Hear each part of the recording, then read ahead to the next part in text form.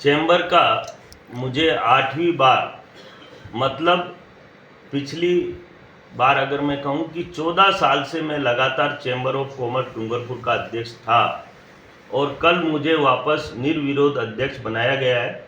इसके लिए मैं सभी व्यापारियों को धन्यवाद देता हूं आपके माध्यम से। और जहाँ तक सवाल है डूंगरपुर के व्यापार जगत का, हमारे 14 साल की कहानी कोई साधारण कहानी नहीं रही। हमने जिस भी जगह काम किया उस पर बड़ी निडरता से, ईमानदारी से और दबंगता से काम किया। आज मैं बड़े विश्वास के साथ कह सकता हूं कि डूंगरपुर का व्यापारी अपने आप को बड़ा सुरक्षित समझता है।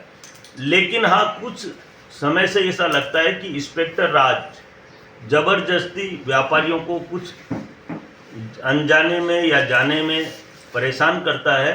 ये जानकारी हमें मिली है और हमने ये दृढ़ निश्चय किया है कि इस कार्यकाल के अंदर वह कितना भी बड़ा इंस्पेक्टर राज का अधिकारी हो, हम व्यापारी को पूरी तरह से सुरक्षित करेंगे।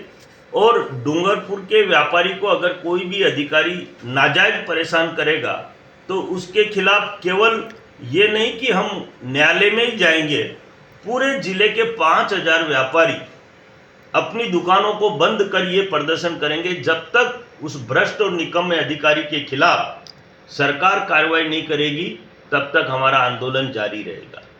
इसके अलावा मेरा एक निवेदन है आप लोगों के माध्यम से, क्योंकि व्यापारी जगत जिसको मैं ये कह सकता हूं कि लोकतंत्र में बड़ी कमजोर कड़ी के हिसाब से देखा जाता है, जबकि लोकतंत्र का निर्माण करने में व्यापारी की बहुत बड़ी अहम भूमिका है। जब भी किसी भी प्रकार के, चाहे विधानसभा चाहे लोकसभा के चुनाव होते हैं, व्यापारी खुलकर पार्टियों को समर्थन करता है, चंदा देता है, वोट देता है और वोट दिलवाता भी है। आज क्योंकि मुझे बहुत अच्छी तरह से ध्यान में है, क्योंकि मैं व्यापारी जगत से बहुत लंबे समय से जुड़ा हुआ हूं, व्यापारी दुविधा में होते हुए भी सरकार से कभी मांग नहीं करता। और अब की बार हमने निर्णय किया है कि व्यापारियों के द्वारा कई प्रकार की मांगे जो वास्तव में हमारी उपयोगी मांगे हैं, हम उनको रखेंगे। व्यापारी कल्याण बोर्ड की स्थापना होनी चाहिए।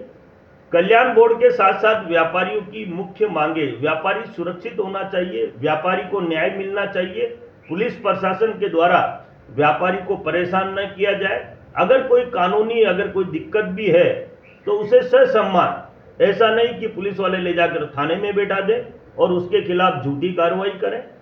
इसके अलावा भी जहाँ तक सवाल है, व्यापारी को सुरक्षा मिलनी चाहिए और व्यापारी का व्यापार सुरक्षित होना चाहिए। आग और बाढ़ से, चोरी और डकैती से अगर व्यापारी को किसी भी प्रकार का नुकसान होता है तो उसको सरकार उचित मुआवजा देना चाहिए। जब फसल का, जब हम देखते हैं फसलें जब खराब होती है तो सरकार मुआवजा देती है।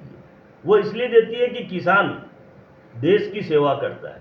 व्यापारी भी वो कड़ी है जो पूरे देश की सेवा कर रहा है, जन जन की सेवा कर रहा है। अगर व्यापारी पूरे राजस्थान और देश का 3 दिन तक अगर अपना व्यापार बंद रख ले तो सरकार बदली जा सकती है। ये ताकत व्यापारी में है, क्योंकि व्यापारी ने कभी ये नहीं देखा कि मेरी को किससे क्या तकलीफ है।